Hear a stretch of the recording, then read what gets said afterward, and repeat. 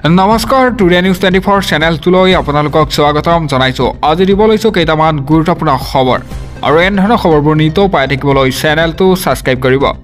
লগতে ভিডিঅ'টোত লাইক কৰি দিবলৈ নাপাহৰিব। এই মুহূৰ্তত দিব লৈছো প্ৰথমটো ব্ৰেকিং নিউজ। মহযুঁজ বুলবুলি যুঁজক লৈ উচ্চ ন্যায়ালয়ে এতিয়া বৃহৎ ৰায়দান।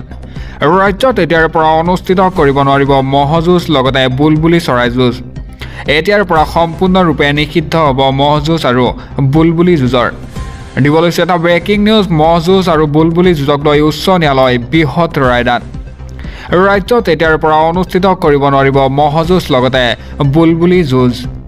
এতিয়াৰ পৰা সম্পূৰ্ণৰূপে নিষিদ্ধ হ'ব মহযুঁজ আৰু বুলবুলি চৰাই যুঁজ। পেটা ইণ্ডিয়াৰ আবেদনৰ পিছতেই এটা উচ্চ ন্যায়ালয়ে গুৰুত্বপূৰ্ণ নিৰ্দেশনা। পূৰ্বে 2014 চনত উচ্চতম ন্যায়ালয়ে মহযুঁজ লগতে বুলবুলি যুঁজত দিছিল নিষেধাজ্ঞা। পৰৱৰ্তী সময়ত উচ্চ ন্যায়ালয়েও আৰোপ কৰিছিল নিষেধাজ্ঞা। এটা ন্যায়ালয়ে নিষেধাজ্ঞাৰ পিছতো ৰাজ্য চৰকাৰে দিছিল যুঁজৰ অনুমতি। এটা ৰাজ্য চৰকাৰে পৰম্পৰাগত যুঁজৰ ক্ষেত্ৰত আনিছিল কিছু শিথিলতা। এটা নিৰ্দিষ্ট কিছু নীতি নিয়মৰ মাজেৰে যুঁজৰ অনুমতি দিছিল চৰকাৰে। 2023 27 ডিচেম্বৰত SOP জাৰি কৰি যুঁজৰ অনুমতি দিছিল ৰাজ্য চৰকাৰে। এই SOPৰ বিৰুদ্ধে উচ্চ ন্যায়ালয়ৰ দ্বাৰস্থ হৈছিল পেটা ইণ্ডিয়া। আজি গোচৰটো শুনানি গ্ৰহণ কৰে গুৱাহাটী উচ্চ ন্যায়ালয়। এটা শুনানিৰ পৰম্পৰাগত যুঁজ বন্ধৰ নিৰ্দেশ প্ৰদান কৰিলে উচ্চ ন্যায়ালয়।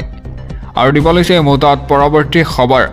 আৰক্ষীৰ জালত এতিয়া কিশোৰীৰ বৰ্বৰ কাণ্ড কৰা সুজিত দেক বিচাৰি কলকাতাৰ নগাঁও আৰক্ষীৰ তীব্ৰ অভিযান। এটা সুজিতৰ বিৰুদ্ধে এগৰাকী কিশোৰী আৰু বৃদ্ধাৰ সৈতে ভয়ংকৰ কাণ্ড কৰাৰ অভিযোগ আহি পৰিছে।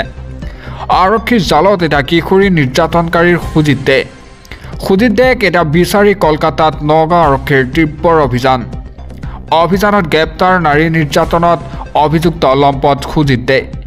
এটা সুজিতৰ বিৰুদ্ধে এগৰাকী কিশোৰীক নিৰ্যাতনৰ অভিযোগ। 1 নৱেম্বৰত এগৰাকী বৃদ্ধাক হত্যাৰ চেষ্টাও কৰিছিল সুজিতে। এটা নগাঁও চহৰত সুজিতক গ্ৰেপ্তাৰৰ দাবীত হৈছিল উত্তাল প্ৰতিবাদ। এটা ডিমৰুগুৰি এখন ৰেষ্টুৰেণ্টত এনবাৰৰ স্বত্বাধিকাৰী সুজিত দে। 1 নৱেম্বৰত নিশাৰে পৰা পলাতক হৈ আছিল অভিযুক্ত সুজিত দে।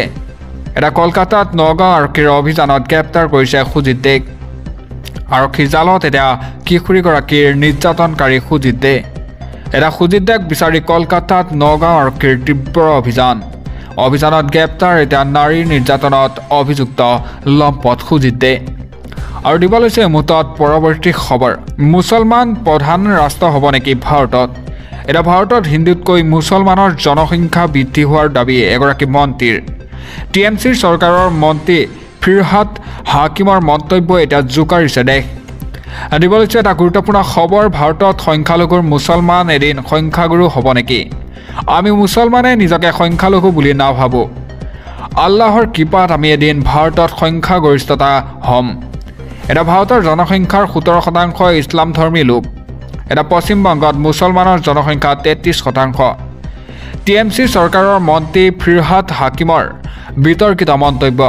এটা হিন্দুতকৈও মুছলমানৰ জনসংখ্যা বৃদ্ধি হোৱাৰ দাবীয়ে মন্ত্ৰীগৰাকীৰ।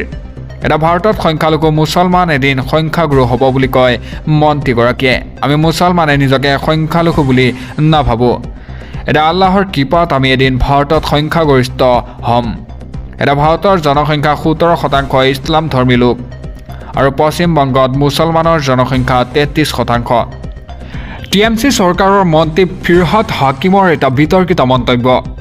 আৰু দিব লৈছে মুহূৰ্তত পৰৱৰ্তী খবৰ। এটা হিজাবক লৈ চৰকাৰৰ ডাঙৰ সিদ্ধান্ত। মুছলমান মহিলাই এটা নিপিন্ধিলেও হ'ব নেকি হিজাব? তাকতো এতিয়া প্ৰশ্ন উত্থাপন হৈছে। হিজাব নিষিদ্ধ আইনত এটা সংশোধন কৰিলে চৰকাৰে। হিজাবক লৈ নতুন আইনত কি সংস্কৰণ আছে আপোনালোকক জনাব ওলাইছোঁ। মুছলমান মহিলাৰ হিজাবক লৈ এটা বিশেষ সিদ্ধান্ত চৰকাৰৰ। হিজাব নিষিদ্ধ আইনত সংশোধন কৰিলে চৰকাৰে। এতিয়াৰ পৰা হ্ৰাস হ'ব হিজাব পৰিধান নকৰা মহিলাৰ শাস্তি। এটা মানৱ অধিকাৰ সংগঠনৰ সমালোচনাৰ পাছতে এই সিদ্ধান্ত চৰকাৰৰ।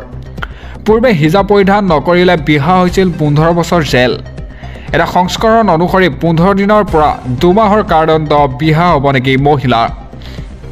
এটা পূৰ্বৰ হিজাব নিষিদ্ধ আইন সংশোধন কৰি হ্ৰাস কৰিলে শাস্তি। এটা ইৰাণ চৰকাৰে মহিলাৰ হিজাবক লৈ আইন সংশোধন কৰিছে।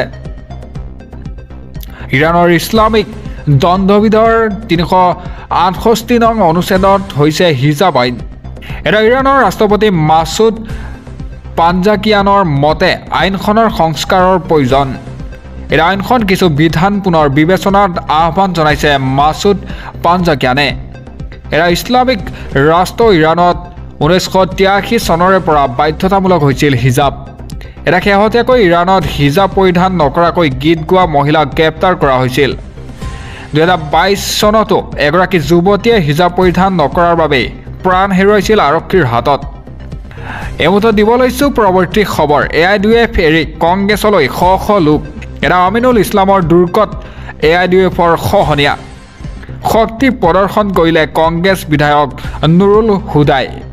আৰু নিৰ্বাচনৰ পূৰ্বে এতিয়া AIUDFত মুখ্যম আঘাত। নিৰ্বাচনৰ পূৰ্বে AIUDFত মুখ্যম আঘাত। ধিঙৰ বিধায়ক আমিনুল ইছলামৰ দুৰ্গত বৃহৎ খহনীয়া। একেলগে 5 শতাধিক AIUDFৰ নেতা কৰ্মী এৰিলে দল। এটা AIUDF ত্যাগ কৰি নেতা কৰ্মীয়ে যোগ দিলে কংগ্ৰেছত। এটা আমিনুল ইছলামৰ নিজ গাঁও পৰমাই ভেটিত 5 শতাধিক AIUDFৰ কৰ্মীৰ দল ত্যাগ কৰে।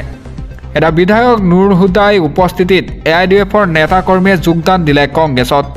এটা নিৰ্বাচনৰ পূৰ্বেই AIUDFত মুখ্যম আঘাত। এটা ধিঙৰ বিধায়ক আমিনুল ইছলামৰ দুৰ্গত বৃহৎ খহনীয়া। একেলগে 5 শতাধিক AIUDFৰ নেতা কৰ্মী এৰিলে দল।